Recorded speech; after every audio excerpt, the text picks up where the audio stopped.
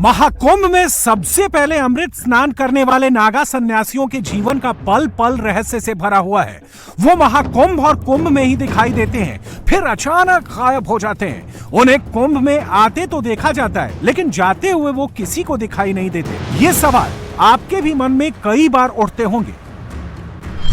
कहा जाता है महाकुंभ के बाद नागा सन्यासी रात के अंधेरे में अपनी यात्रा करते हैं, नदी नालों जंगलों के रास्ते जाते हैं, इसीलिए किसी को दिखाई नहीं पड़ते।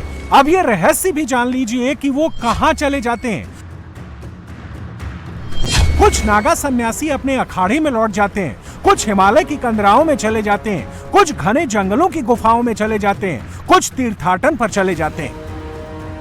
कुंभ के बाद सब कोई हिमालय में चले जाता है, कोई विंध्याचल में चले जाते हैं, कोई हिमाचल में चले जाते हैं, कोई सतपुड़ा में चले जाते हैं, कोई द्रोणागिरी तरफ चले जाते हैं, उधर सरंगी जहाँ किष्किंधा तरफ चले जाते हैं।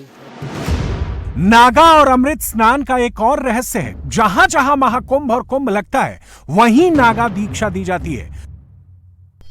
प्रयागराज, नासिक, हरिद्वार, उज्जैन में ही नागा दीक्षा दी जाती है। नागा सन्यासियों के रहस्य लोक में जब आप प्रवेश करते हैं तो उनमें भी अलग अलग कैटेगरी दिखाई देती है। यह कैटेगरी कैसे बनाई गई है इसे भी जान लीजिए।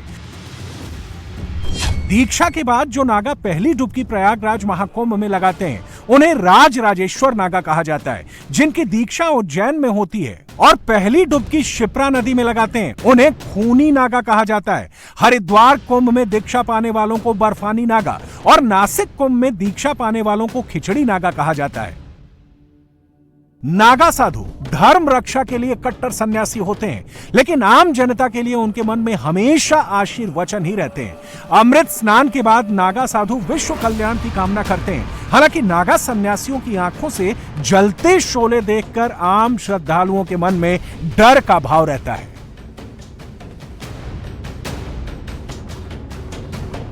नागा सन्यासियों के पास ज्ञान भी है,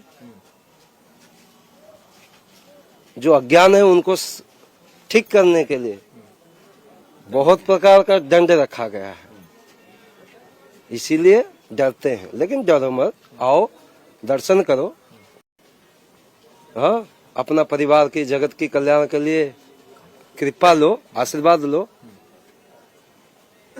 यही उनके सही है।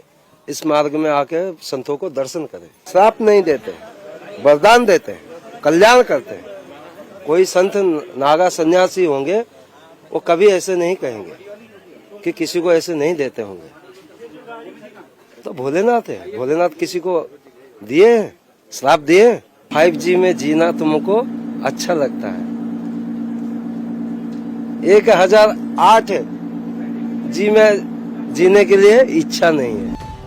महाकुंभ में कई अमृत स्नान का अनुभव कर चुके लोग बताते हैं कि नागा सन्यासी छोटी छोटी बात पर भड़क जाते हैं। 7 अखाड़ों से जुड़े नागा सन्यासियों में जो गुस्सैल स्वभाव के नागा होते हैं उन्हें अलग दीक्षा दी जाती है।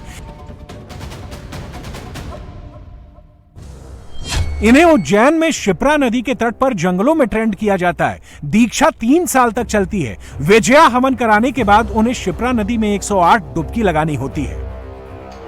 जब जब धर्म पर संकट आता है और नागाओं को मैदान में आना पड़ता है तो यही खूनी नागा सबसे आगे रहते हैं। तो नागाओं से लोग डरते क्यों हैं? क्या उनके बारे में कम जानते हैं इसलिए ज्यादा डर है? यही समझ लो आप, तो उनके बारे में कुछ जानकारी है। आजकल अलग अलग धर्मों में बैठे हुए हैं। सनातन एक आदि अनादि नागा, ये फौज है, नागा फौज सनातन है, आदि अनादि। ये भगवान शंकर की 7 बीजों से सरंगे बरंगे जो जितने भी राजा दक्ष ने यज्ञ कराया था वो सब पहुंचाए गए थे। उसी रूप में हम लोग घूम रहे हैं।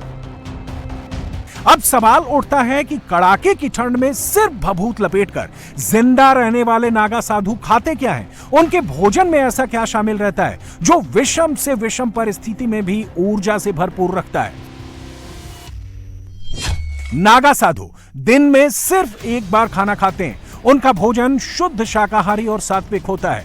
नागा सन्यासी खाने में कंद मूल, फल, जड़ी बूटी, फल और पत्तियां लेते हैं।